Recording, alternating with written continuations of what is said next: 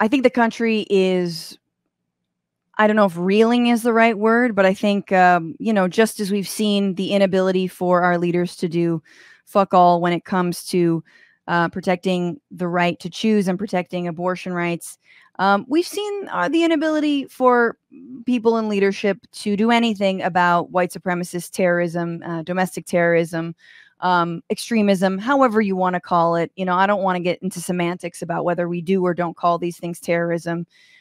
It terrorizes and murders people, and that is white nationalism, and specifically a shooter in Buffalo who killed 10 people at a grocery store named Tops, which was in a Black community. And in fact, that grocery store was kind of the product of a lot of organizing of Black-led groups in Buffalo to eliminate food deserts, to have more access to food.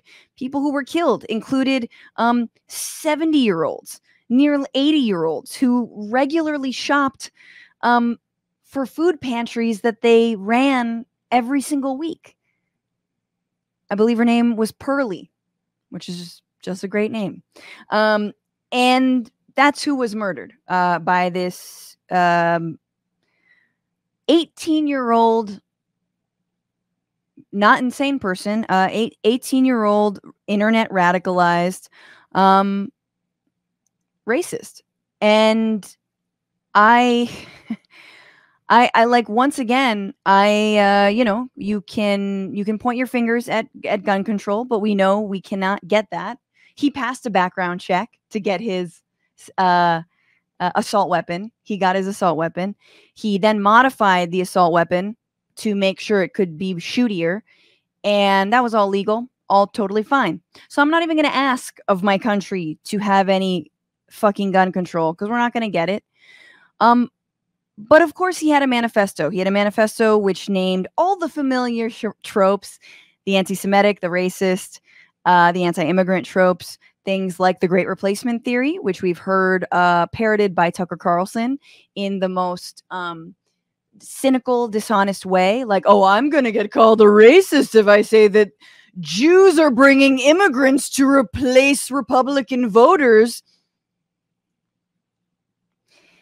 He also quoted critical race theory. Oh, remember that one? Remember how critical race theory was going to be the sort of like, you know, the soft peddling of white nationalism? That was going to be sort of like the agreed upon safe racism for the year 2022 and beyond, for the post-MAGA world, the post-Trump world. Yeah, he names critical race theory as another thing.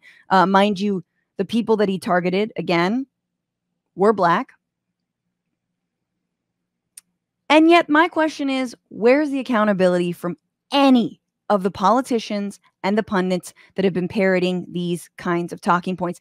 Not even parroting, just sort of a self-reflective, like a shitty disco ball hall of mirrors between 4chan and Fox News, which there really isn't a difference. It all just gets funneled up and back like a, you know, it is just a closed loop human centipede of hate.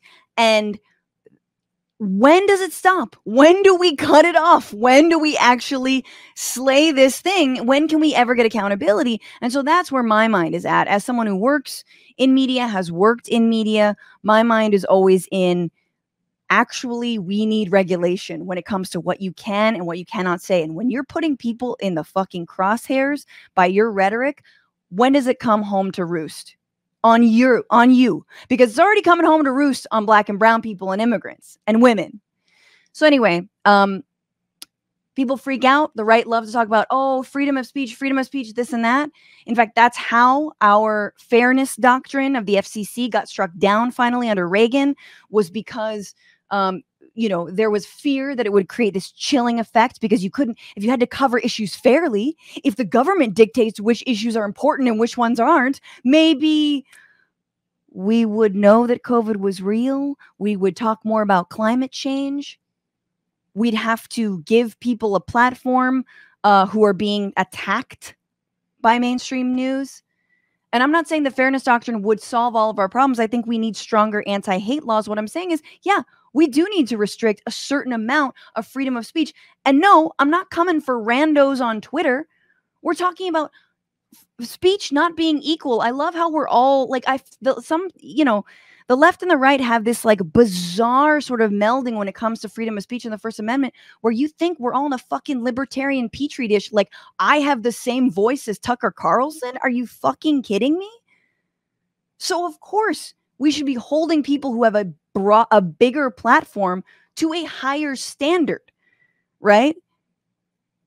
And again, we have laws in this country, death threats, libel laws, slanderous laws.